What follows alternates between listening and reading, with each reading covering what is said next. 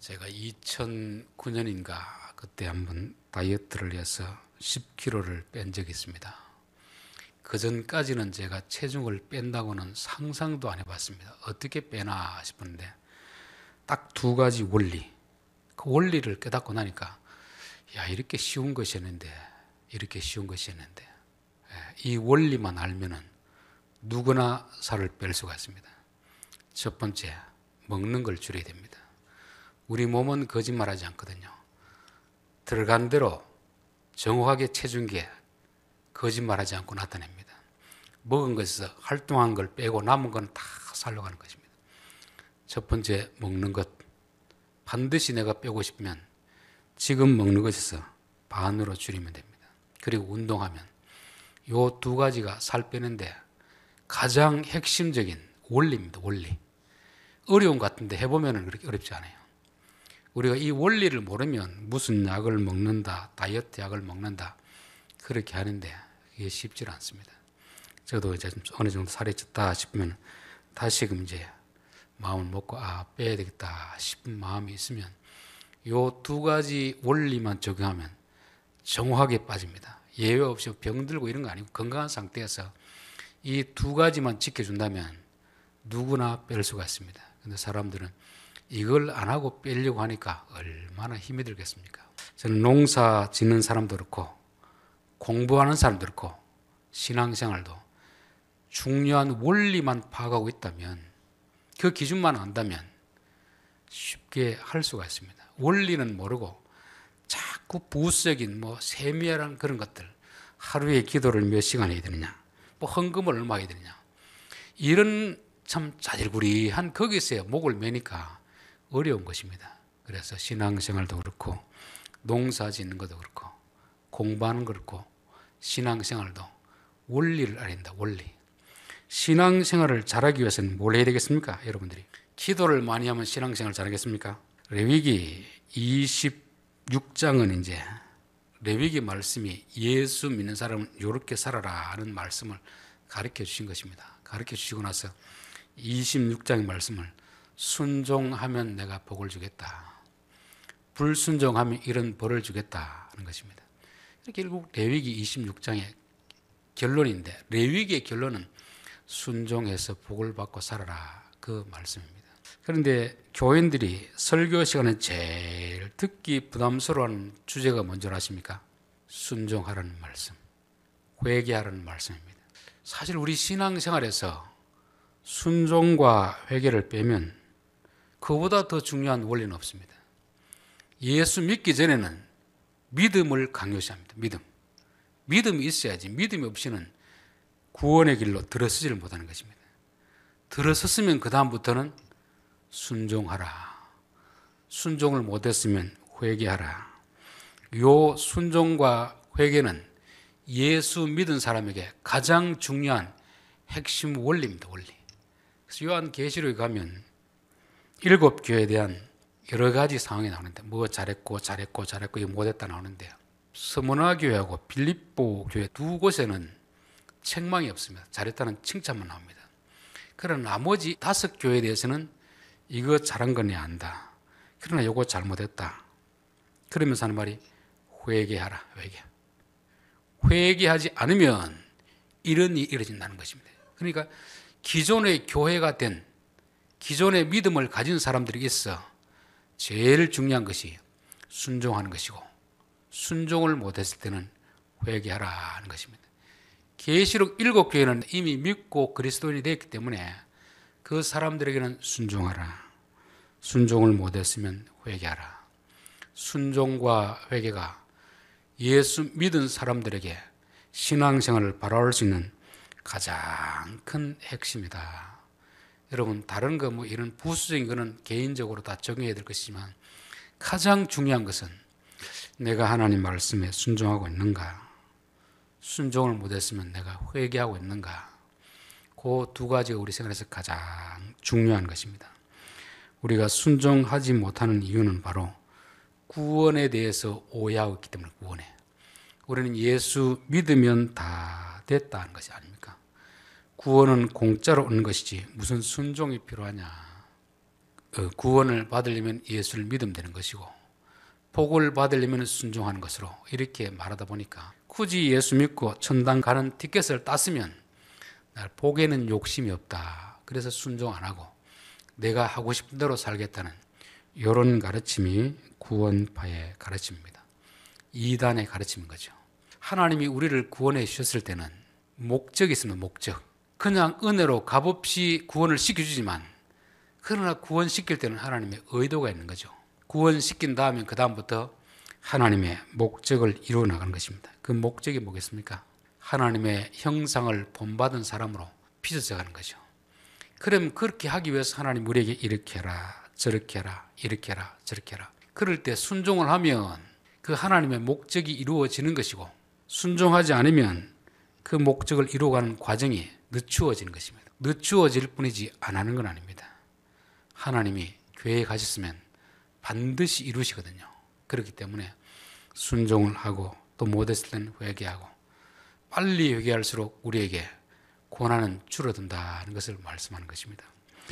빌립보서 2장 12절에 그러므로 나의 사랑하는 자들아 너희가 나 있을 때뿐 아니라 더욱 지금 나 없을 때에도 항상 복종하여, 이 복종이 아니고 항상 순종하여 두렵고 떨림으로 너희 구원을 이루라. 구원 받으라가 아니고 구원을 받은 너희들은 구원의 목적을 이루어 나가라. 구원의 목적. 우리의 구원의 목적은 최종적인 천국에 들어가는 거 아닙니까? 천국이 뭐라고 했습니까? 성경에서 어떤 장소가 아니고 하나님의 통치를 받는 하나님의 뜻이 이루어지는 그곳이 천국입니다. 죽어서도 갈 수도 있고 이 땅에서도 그 천국을 경험할 수 있는 것입니다.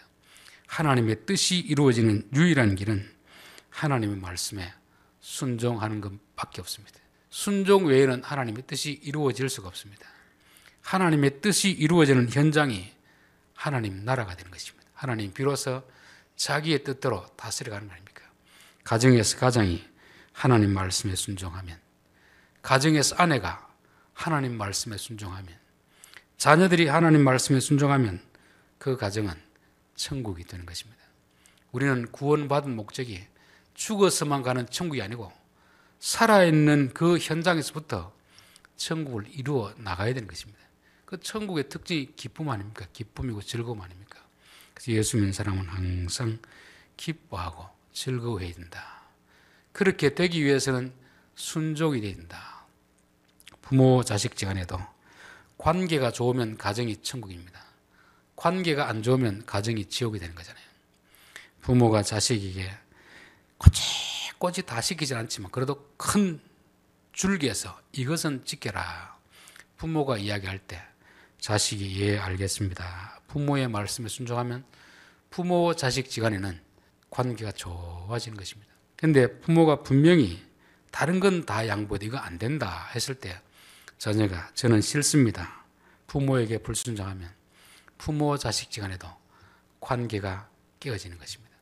부모 자식 지간도 그렇고 하나님과 우리 사이도 좋은 관계를 맺기 위해서는 순종하는 것밖에 없다. 혹시 순종을 못했으면 회개하는 것입니다. 하나님 제가 불순종했습니다.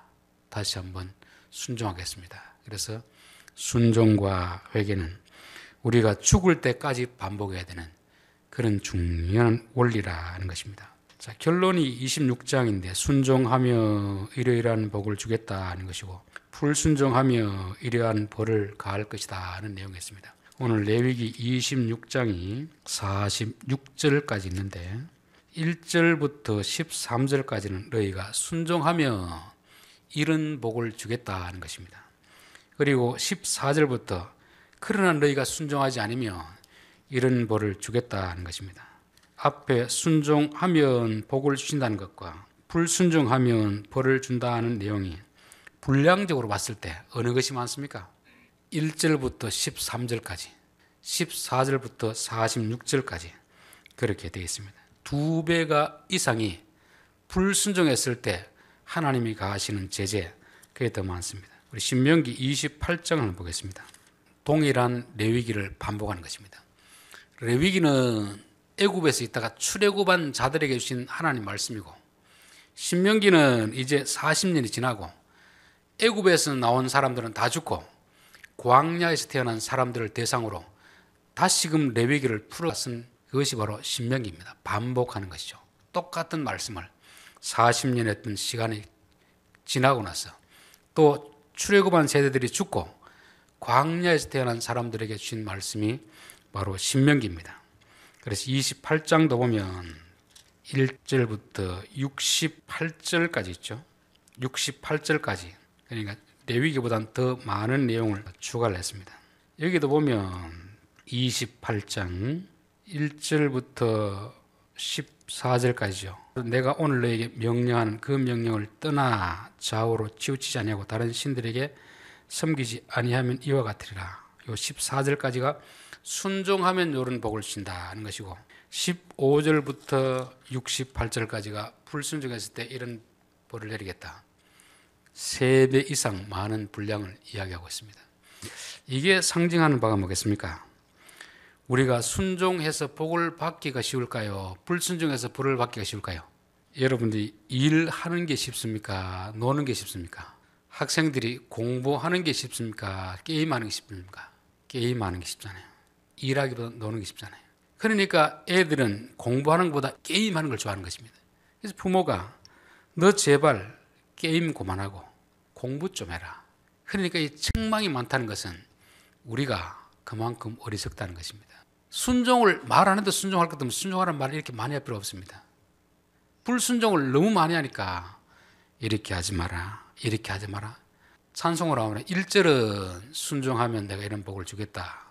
2절, 3절, 4절은 불순종하면 이런 벌을 주겠다. 그렇게 말하는 것입니다. 근데 일반적으로 가정에서는 칭찬을 많이 합니까? 책망을 많이 합니까? 칭찬을 많이 하죠. 왜냐하면 책망을 하면 조그마한 아이도 야단치면 싫어합니다. 할머니들이 야단치면 싫어해요. 부모가 야단쳐도 싫어하는 것입니다. 하나님은 몰라서 순종하면 복을 주겠다는 말 1절만 하고 2절, 3절, 4절 3배나 많도록 책망하는 내용을 하겠습니까? 그 말은 무슨 뜻이겠습니까? 사람은 그만큼 많이 들어도 깨닫지를 못한다.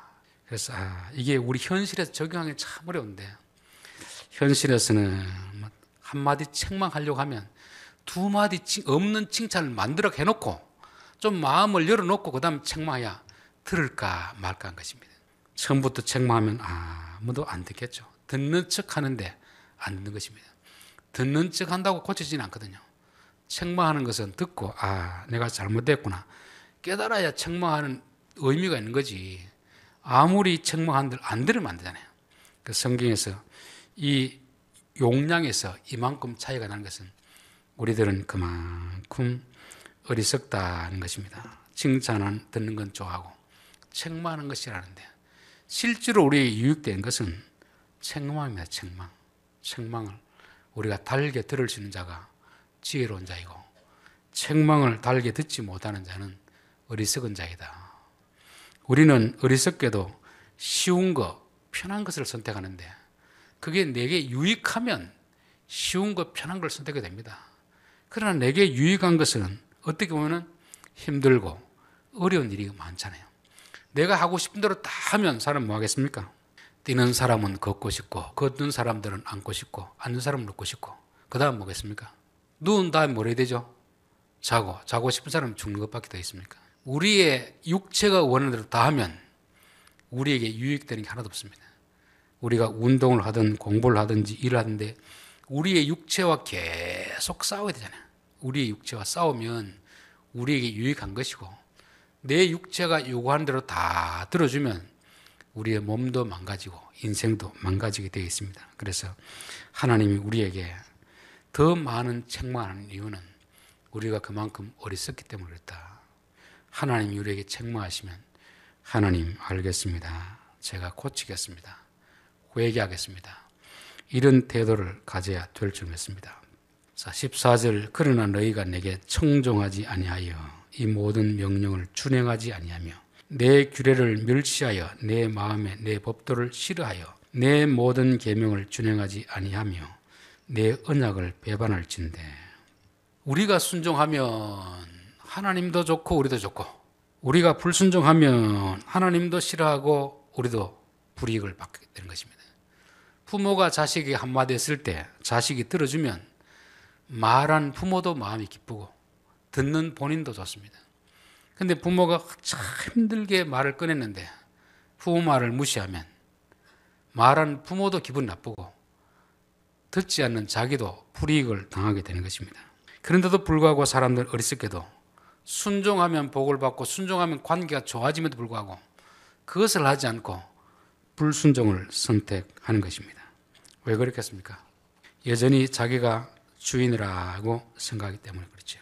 최초의 인간 아담이 불순종하다가 하나님과 관계가 깨어지고 에덴 동산에서 추방을 당했습니다. 왜 불순종했죠? 선악과 먹지 말라는 그 말은 이거 하나 먹고 자시고 그 문제가 아닙니다. 요거는 내 것이니까, 요거는 신의 영역이니까 네가 나를 하나님으로 섬기면 여기면 요거 먹지 마라 하는 것입니다. 근데 뱀이 와서 뭐라고 하죠? 이거 먹으면 너가 하나님이 된다. 그 말에 속아서 먹는 것입니다. 오늘 새벽에도 그런 말씀을 드렸는데 옛날 그 집에 보면 다 액자가 있었습니다. 액자, 명언들. 제가 어릴 때 본 것이 삶이 그대를 속일지라도 슬퍼하거나 노여워하지 마라. 살다 보면 남에게 속을 때도 있고 내가 남을 속일 때도 있습니다. 근데 가장 나를 속이는 사람이 누구겠습니까? 다른 사람이 아닙니다. 내가 나를 속이는 거죠. 내가 나를. 내가 나의 모습을 정확하게 보지 못하도록 우리는 착각에 빠져 사는 것입니다. 나는 어렵다고 생각하고 다른 사람은 죄인이라고 생각하는 것입니다. 내가 믿음이 제일 좋다고 생각하는 것입니다. 부부지간에도 그렇잖아요. 우리 남편은 왜 저리 고집셉니까? 남편이 고집센 게 아니고 본인이 고집세니까 본인이 말을 남편이 안 들어주니까 남편을 고집세다고 하는 것입니다. 야곱도 자기가 아버지 속이고 형님 속일 때는 자기가 속이는 자인지 몰랐습니다. 근데 라반에게 속고 나니까 아니 도대체 장인이 사위를 속일 수 있는가? 속일 게 따로 있지 신부를 바깥치게 해가지고 속여 살 수 있는가? 엄청 화가 났습니다. 시간이 지나고 나서 이 모습이 내 모습이구나. 외삼촌에게 속기 전까지는 자기는 의로운 줄 알았습니다. 자기는 피해자인 줄 알았습니다. 자기는 아버지께 속이고도 전혀 죄책감이 없었습니다. 형에게 속이고도 죄책감이 없었습니다. 자기가 속고 나니까 기분이 엄청 안 좋거든요. 우리 아버지도 이런 마음이었겠구나. 우리 형님도 이런 마음이었겠구나. 비로소 자기가 피해자가 아니고 가해자임을 깨달았습니다. 여러분, 우리는 너무도 내 자신에게 속고 살고 있는 것입니다. 하나님은 우리는 별것 아닌 지렁이 같은 야곱이라 부르는데 우리는 내가 대단한 존재로 생각하는 것입니다. 여러분, 내가 나를 보는 것이 정확하겠습니까? 남이 나를 보는 게 정확하겠습니까? 남이 나를 보는 것이 정확합니다. 내가 나를 보는 것은 거품이 많이 들어있습니다. 나는 죄를 지어도 그게 죄가 아니라고 생각하는 것입니다. 남이 죄를 지으면 조그만 죄도 크게 보는 거죠. 그래서 우리는 내 자신에게 가장 내가 속고 사는 것이 우리 인생이다. 그러면 하나님 말씀 앞에 서서 보면 내가 이런 자이구나. 사도 바울은 예수님 만나기 전에는 율법으로는 흠 없는 자다. 흠 없는 자. 내가 완벽하게 율법을 지키는 자이다. 그렇게 착각에 빠져 살던 바울이 예수님 만나고 나서 죄인 중에 교수이다. 하나님 앞에 서서 죄인들이 심판받을 때 내가 제일 앞자리, 제일 먼저 가서 심판받아야 될 상이다. 이걸 깨닫는 것입니다. 비로소 자기 눈에 비늘이 벗겨져 가지고 자기를 제대로 보는 거 아닙니까? 저는 소크라테스가 하는 말이 늘 마음에 있습니다. 너 자신을 좀 알아라. 너 자신. 똑똑하다고 생각하지 말고 너가 얼마나 무능한지를 좀 알아라. 너가 얼마나 죄인인 줄 좀 알아라. 우리가 남에게 손가락질하고 돌을 던지고 그럴 때 예수님 모르겠습니까? 너희 중에 죄 없는 자가 이 사람을 먼저 돌을 치라. 자기들은 현장에서 가늠하다 잡힌 여자 앞에서 이 여자는 죽여야 됩니다. 그 말은 나는 충분히 그렇게 할 자격이 있습니다. 어렵다고 생각하잖아요. 그런데 예수님은 너는 그보다 더 큰 죄인이다. 드러나지 않았을 뿐인데 내가 들추어내줄까? 그 앞에서 다들 도망가는 거 아닙니까? 그래서 우리가 순종하지 않는다는 것은 아직도 내가 나를 모르기 때문에 그렇다는 것입니다. 예수 믿는다는 것은 다른 것이 아니고 예수 믿기 전에는 내가 주인이었습니다. 내 마음대로 살았습니다. 내 마음대로 살아보니까 세상도 내 뜻대로 안 되고 나도 내 뜻대로 안 되고 가정도 내 뜻대로 안 되고 야, 이건 무능한 존재구나. 이런 내가 내 인생의 주인으로 행세하기보다는 나보다 훨씬 훌륭하신 분, 훨씬 더 능력 있는 분을 내 인생의 주인으로 모시자. 그게 예수 믿는 것입니다. 예수 믿는 것은 다른 게 아니고 주인을 바꾸는 것입니다. 주인을 바꾸었으면 이제부터 누구 말을 들어야 됩니까? 당연히 주인의 말을 들어야 되는 거죠. 그런데 우리는 주인을 바꿔놓고도 주인의 말을 안 듣는 것입니다. 말로는 주여 주여 하는데 정작 주인이 하신 말씀은 안 듣고 여전히 내가 아직도 주인 행세를 하고 있는 것입니다. 여러분 직장 들어갔어도 밑에 제일 말단 사원은 위에 과장, 부장 그 사람의 명령을 들어야 되잖아요. 부당한 명령이라면 안 들어도 되지만 회사에서 지휘 체계를 따라서 주신 명령 같으면 들어야 됩니다. 듣기 싫으면 어떻게 해야 되죠? 그 회사를 나와야 되잖아요. 회사가 있으면 회사에 조직한 어떤 룰이 있고 법이 있으면 내가 사장이 아닌 이상 사장이 정한 지침을 따라야 되는데 사람들은 지침도 안 따르면서 자꾸 원망, 불평하는 것입니다. 그럴 것 같으면 자기가 회사에서 나와서 자기가 회사를 차려야 되지. 그 회사에 있으면서도 명령은 따르기 싫고 불평하고 원망하면 얼마나 그게 논리적으로 이율배반적이 되겠습니까? 예수 믿는 것도 마찬가지입니다. 우리가 예수님을 믿는다는 것은 이분이 우리의 주인입니다. 이분이 나보다 훨씬 뛰어난 분입니다. 여러분 나보다 실력 없는 사람을 주인으로 모시는 사람이 있겠습니까? 나보다 능력이 없는 존재를 신으로 모신다면 그거는 바보 아닙니까? 바보. 적어도 우리가 누군가를 신으로 모시든지 아니면 내 스승으로 모시려고 하면 나보다 실력이 뛰어난 존재를 스승으로 모시는 것이지 나보다 내가 아는 것도 모르는 사람을 누가 스승으로 받들겠습니까? 우리가 예수를 믿는다는 것은 이분은 나보다 훨씬 뛰어난 분이다. 훨씬 능력 있는 분이다. 그렇게 믿으면 그분이 하신 말씀은 들어야 되는 것입니다. 청종하다는 말은 귀를 기울여서 듣는 것입니다. 귀를 기울여서 듣는 것을 말씀하는 것입니다. 사람은 자기가 자신을 모르기 때문에 자신이 똑똑하다고 생각하기 때문에 남의 말을 안 듣습니다. 탕자가 왜 아버지에게 유산 자기에게 미리 달라고 하겠습니까? 아버지가 경영하는 거 보니까 영 마음에 안 듭니다. 현실적 감각이 없는 것 같아요. 그래서 내게 주면 내가 아버지보다 똑똑하니까 주식을 투자하든지 어떻게 하든지 훨씬 돈을 잘 벌 수 있다는 그 생각. 즉 아버지보다 자기가 똑똑하다고는 생각 때문에 아버지의 마음을 아프게 하고 그렇게 나가는 것입니다. 그런데 참 아버지는 말리질 않잖아요. 왜냐하면 얘가 자기가 아버지 똑똑하다고 생각하니까 말려봐야 또 결국 나갈 아들이거든요. 나간 아들 사람 보내서 오라고 하지 않습니다. 왜? 그 생각을 가지고 있는 한 그는 집에 들다 놔도 또 나갈 것이니까. 그래서 아버지는 그 자식이 쫄딱 망할 때까지 기다리는 것입니다. 망하는 게 목적이 아니고 이야 내가 참 능력이 있다고 생각했는데 막상 사회는 살아보니까 안 되는구나. 안 되는구나. 우리 아버지가 나보다 훨씬 더 똑똑하구나. 이제 돌아가서 아버지에게 내가 하인이라도 써달라고 해야 되겠다. 그제서야 자기의 실체를 깨닫는 거죠. 그전까지는 자기가 자기에게 속아 넘어간 것입니다. 너는 대단한 사람이야. 너는 대단하기 때문에 나가면 지금보다 아버지가 돈을 더 잘 벌 수 있어. 이런 자기 착각 속에 빠져 살다가 밖에 나가서 살아보니까 내가 요것밖에 안 되는구나. 그제서야 돌아오는 것입니다. 우리가 예수를 믿는다는 것은 예수님을 우리의 주인으로 모시는 것입니다. 그런데 우리는 주인으로 모신다고 말은 하지만 여전히 내 생각이 앞섰어. 하나님 말씀이 내 생각과 틀리면 하나님 말씀을 버리고 내 생각을 따라서 불순종의 길을 가게 되는 것입니다. 청종한다는 것은 반드시 상대방이 나보다 위에 있다는 것을 인정해야 됩니다. 인정하지 않으면 더 이상 그 사람의 가르침을 받아들일 수가 없는 것입니다.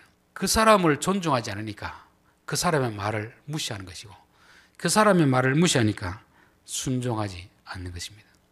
여러분 신앙의 근본은 뭐겠습니까?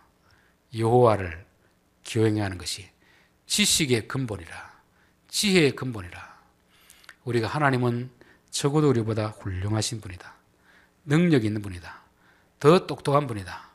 이거 인정하지 못하면 하나님 말씀에 순종하지 못하는 것입니다. 그래서 우리가 항상 하나님의 말씀을 내가 청종하는가 무시하는가. 그래서 어떤 가르칠 때도 보면은 듣는 사람의 태도를 보면은 저 사람이 지금 가르치는 자를 존중하는지 무시하는지를 알 수 있습니다. 그런데 귀담아 듣는 사람 보면은 그 사람은 가르치는 자의 지식을 잘 빨아들이는 것입니다. 그래서 신약 성경 헬라어로 보면은 순종이란 말은 휘파쿠오 이 말인데 그 사람 아래에서 발 아래에서 든다 말입니다. 불순종은 뭐겠습니까? 파라쿠오인 거죠. 옆에서 듣는 것입니다. 옆에서 듣는다는 건 친구지간에 듣는 거죠. 여러분 친구 말은 반드시 들을 필요가 있을까 없을까요? 나와 동등한데 말이 맞으면 듣고 안 맞으면 안 듣는 것입니다. 그러나 위에 사람이 내게 명령하면 내가 하기 싫든 하고 싶든 듣는 것입니다. 회사의 사장님 이것 좀 하십시오 할 때 싫습니다 이렇게 할 수 있습니까? 그렇게 하면 회사를 그만둬야 되는 거잖아요. 순종한다는 것은 내게 말씀하는 분을 내 윗사람으로 모시는 것입니다. 내보다 훨씬 뛰어난 분으로 인정을 하는 것입니다. 자, 그렇게 해서 순종을 안 하면 하나님 뭘 하시느냐? 16절 내가 이같이 너희에 행하리니 곧 내가 너희에게 놀라운 재앙을 내려 폐병과 열병으로 눈이 어둡고 생명이 쇠하게 할 것이요 너희가 파종한 것이 헛되리니 너희 대적이 그것을 먹을 것이며. 여러분 순종하는 자에게 하나님이 주신다는 약속이 뭐겠습니까? 세 가지 지난번에 말씀드렸습니다. 우리가 순종한다는 것은 하나님을 우리의 왕으로 인정하는 것이죠. 우리가 하나님을 왕으로 인정하면 먹을 거 책임져 줄게. 어려움으로부터 지켜줄게. 그리고 너와 함께 교제하는 삶을 살게. 이 세 가지를 약속했습니다. 그러면 불순종하면 이 약속은 어떻게 됩니까? 깨어지는 거죠. 백성이 왕을 왕으로 인정 안 하는데 왕이 백성에게 공급해 줄 필요가 있겠습니까? 백성이 왕을 왕으로 인정 안 하는데 어려움으로부터 지켜주겠습니까? 지켜줄 필요가 없는 거죠. 똑같은 이야기를 하고 있는 것입니다. 너희들이 내 말을 청종하지 않으면 너희 몸에 병이 일어나게 하겠다. 병이 일어나겠다는 것입니다. 모든 병이 불순종에서 나온 건 아닙니다. 우리가 뭐 건강 관리를 잘못했든지 사고를 냈다든지 여러 가지로 병이 날 수 있습니다. 그러나 하나님은 때로는 병을 통해서도 우리가 불순종한 것에 대해서 징계하시기도 한다는 것입니다. 그래서 요한계시록 보면은 회개할 기회를 주었는데 회개하지 않으면 내가 너희들을 침상에 던져버릴 것이다. 그 침상에 던진다는 것은 병이 들어서 활동하지 못하도록 그렇게 하겠다는 것입니다. 고린도전서 11장에 보면 너희 중에 성찬식을 의미를 모르고 행하는 사람들, 성찬식은 모든 사람을 동등하게 차별 없이 대하겠다는 하나님의 뜻인데 성찬을 행하면서 사람들에게 차별하고 가난한 자들 모욕 주는 사람들, 그런 자들을 위해서 내가 징계를 할 텐데 너희 중에 약한 자도 있고 병든 자가 많고 잠자는 자도 적지 아니하니. 하나님의 말씀에 불순종했기 때문에 너희 중에 벌로 징계를 받은 사람도 있고 죽은 자도 있다는 것을 말씀하는 것입니다. 야고보서 5장에도 보면 너희 중에 병든 자가 있느냐 그는 교회 장로들을 청할 것이요 그들은 주의 이름으로 기름을 바르며 그를 위하여 기도할지니라.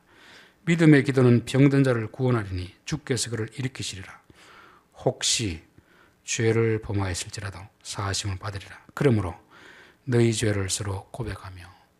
어떤 병은 죄 때문에 하나님 주신 병이 있기 때문에 일반적으로 병원에 가서 의사에게 수술을 받고 약을 쓰지만 그러나 혹시 모르니까 혹시 죄 지은 자가 있으면 하나님 앞에 회개하라.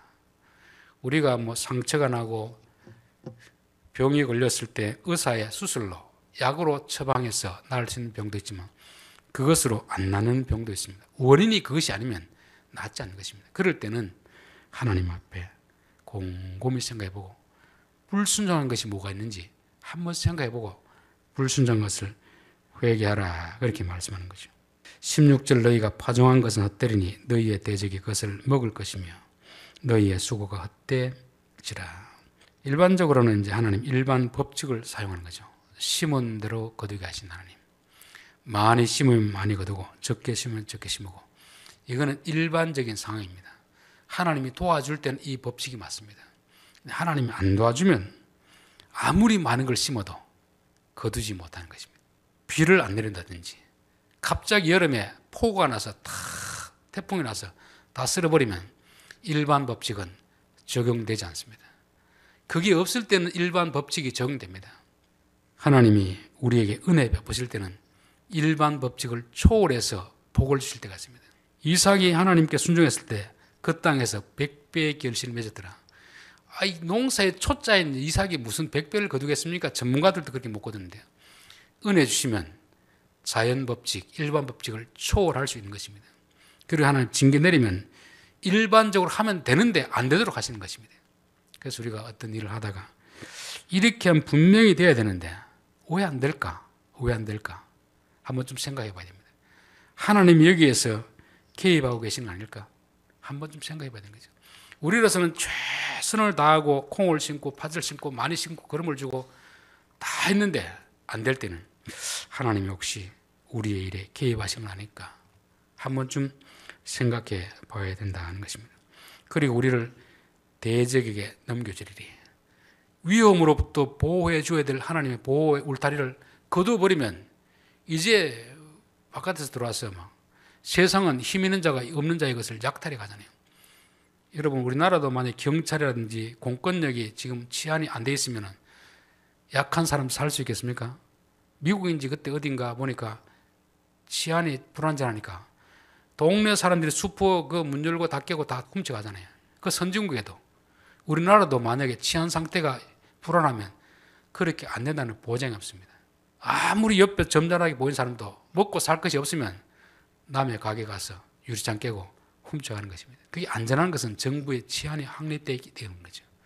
우리가 안전하게 살 수 있는 것은 하나님이 지켜주시기 때문에 안전한 것이지, 하나님이 지켜주지 않으면 주위에 있는 강자들이 우리의 것을 다 집어 삼킨다는 것입니다.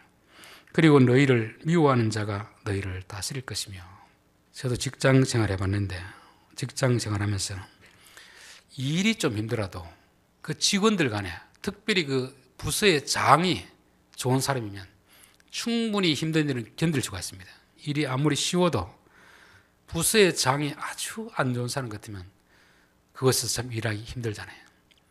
우리가 하나님 말씀에 불순종하면 너희를 미워하는 자가 너희를 다스릴 것이라.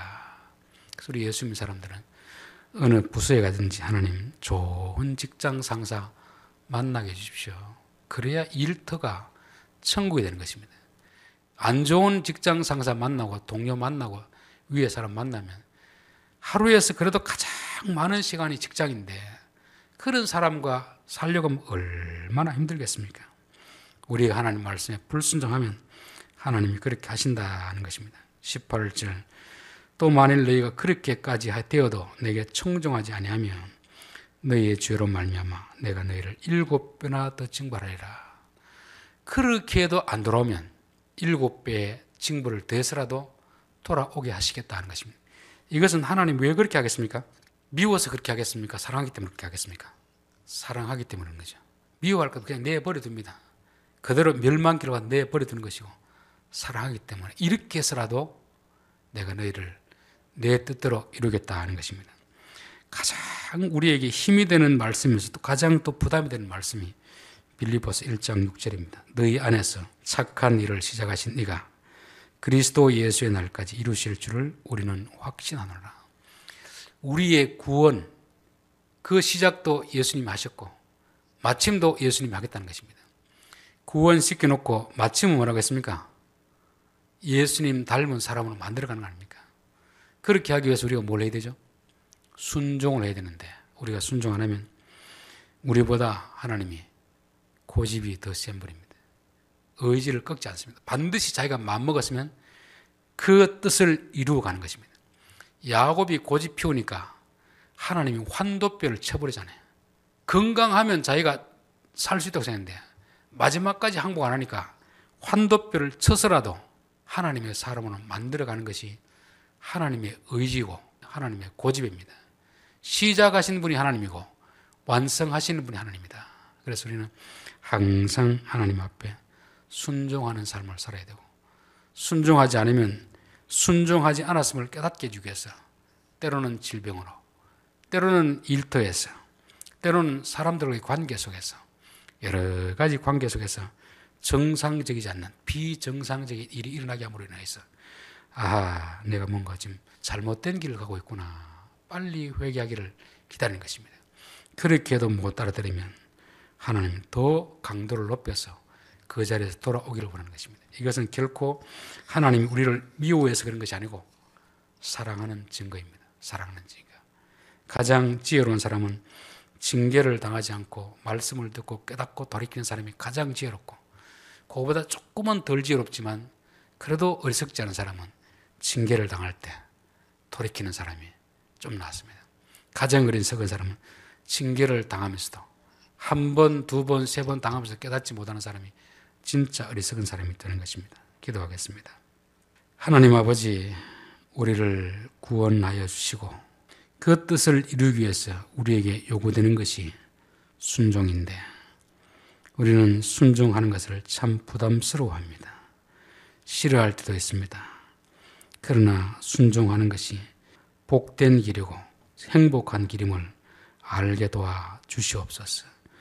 우리가 우리 자신에게 스스로 속지 않게 하시고 우리의 실상을 바로 알고 하나님과 날마다 한 걸음 한 걸음 동행의 감으로 인하여서 우리의 인격이 변화되고 믿음이 성숙해져가는 그런 신앙생활을 하게 도와 주옵소서. 예수님의 이름으로 기도하옵나이다. 아멘.